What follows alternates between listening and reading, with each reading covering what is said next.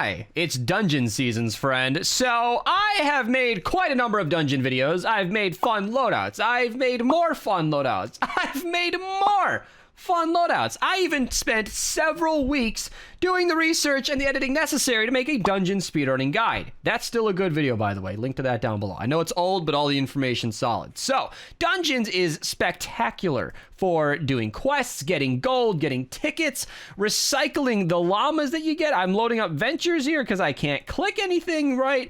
Dungeons is great. Now, there are some amazing loadouts. That's what all those videos were. And I want to showcase one of the best, and that is Carbide. Carbide has an interesting ability that is useless normally.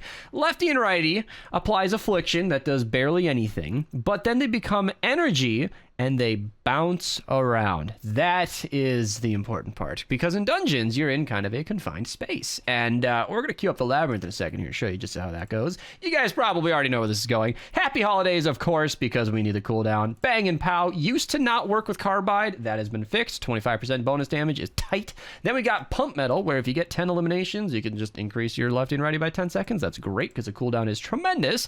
Hand cannons is a great option. Now, an alternative to hand cannons are, there are quite a few heroes in the game that buff lefty and righty. One of them is actually Extraterrestrial Rio. She buffs your damage by 20% when your shields are full. That, or half full. That's not something you can usually control.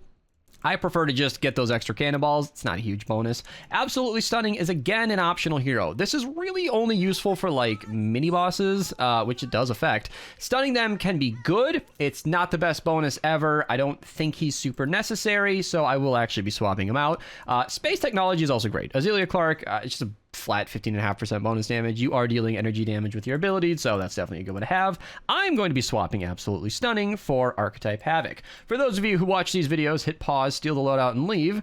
This is for you. I actually prefer him because you move faster and it's really, really nice. If you're running in the lab and you want constant speed, you can actually run Dire. So that's kind of nice. I don't actually know where Dire is, but you can run him. So that's only in the lab. Every other dungeon is not nighttime, unfortunately. So that's kind of all that it is. Now, normally I would not recommend running 140 zones because honestly, the 188 zones or whatever levels you guys can queue in the end game, 88s pretty much give the same tickets and gold as the 140s. 140s are just harder for no reason. But we still have our quests. I always think you should do the 140s one time just for the quest. Get that taken care of, and then you're done. And that's what we're going to do today. And I also want to do the 140 Labyrinth just to demonstrate how strong Carbide is. So let's hop in game and see how it goes. All right, we're launching in. Now, I'm recording this beginning part because I want to give you guys a little tip. On the map, well, I guess it doesn't show there. You guys can see that the key either spawns in one of these locations, in the middle location, or way back there. I always recommend breaking the monolith that is closest to the key. It just makes it a little bit easier to pick up. You can see this ability just absolutely shreds through the monolith. That way you can break the one closest to the key, you can see, and then just cancel it, pick them both up, and you're good to go.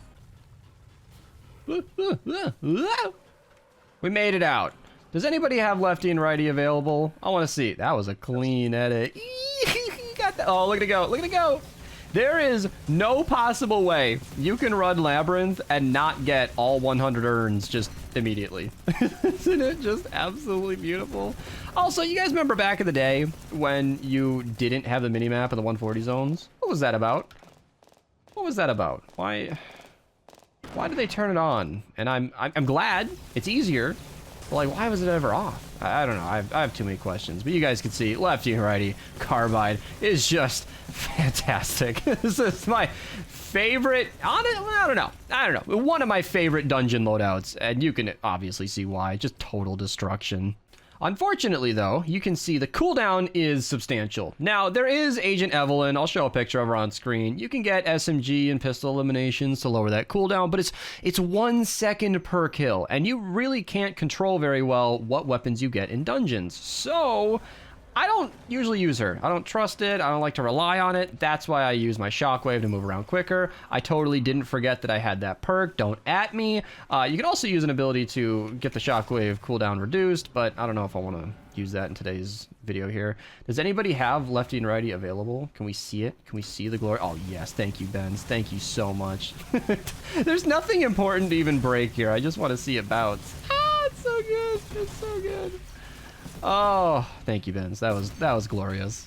You know, sometimes you can get two monoliths together. Now, somebody already broke one of the monoliths with a minigun, but destroying two at once is just super easy, barely an inconvenience.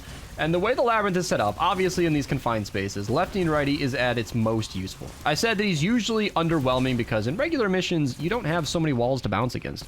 You might have your own trap tunnels, I guess, and you can set that up anytime, but it is super nice to be able to just bounce freely and kill everything. And a little hot tip, by the way, you guys. See that little tactical sprint to the bottom left? I imagine VR players know this, but I've been getting into the habit of canceling my sprint right before I jump, because you can see you actually maintain your momentum a little bit. So you can actually get a little bit of distance that way without wasting your energy. Kind of a nice tip.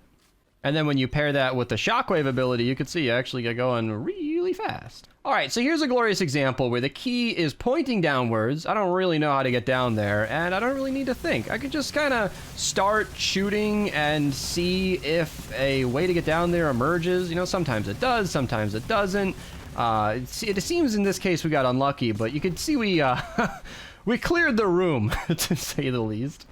Get it, Benz? The room is clear. Get it? We cleared it out. Oh, cutie, stop. Best video ever. Go away. How did Dimension die? Benz, you cannot just give me an edit course. I need to profess my love for you. Come on, Benz! Benz! Benz! Come back! Benz, hold me! I'm alone, I'm afraid! Benz! Benz, please! Come, Benz! I have no more builds. We really burned right through it. I haven't edited like that since the BR days. Holy crap. Where's the key? Where am I supposed to be going? We haven't even raised every monolith. I can take care of that. Easy.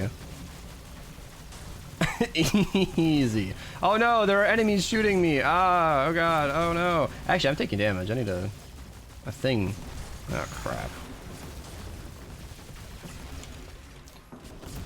Alright, I gotta go get the shield thing. Look at that. Jump, and I didn't even waste any energy. Super slow. Oh crap! No, I was supposed to go right past him. I'll just grab that. Somebody else got the key, so getting carried over here. That's cute. Yes. Alright, yeah, no worries. Yeah, you're welcome for the carry team. Totally was not lost in the labyrinth getting moved. Alright, so let's set up this mini boss. I want to get walls on either side. I need to do it. Alright. He's gonna. Why are you charging? Okay. Get a wall. Here we go. Yeah.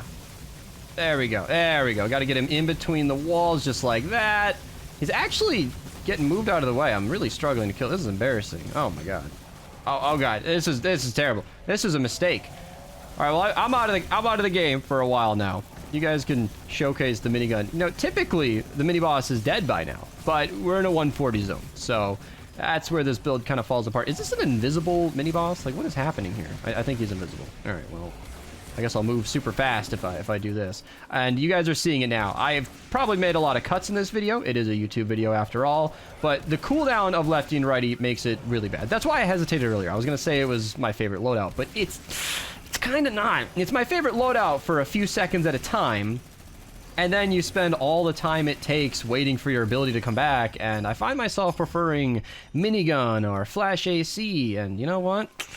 I think those are worth videos on their own, so stay tuned for those. Kind of a short one, little showcase of one of my favorite builds in the game. If you guys want to see any other, you know, dungeon loadout showcase, as I just teased, be sure to subscribe, stay tuned for more. I'll see you in the next one, and thanks for watching. And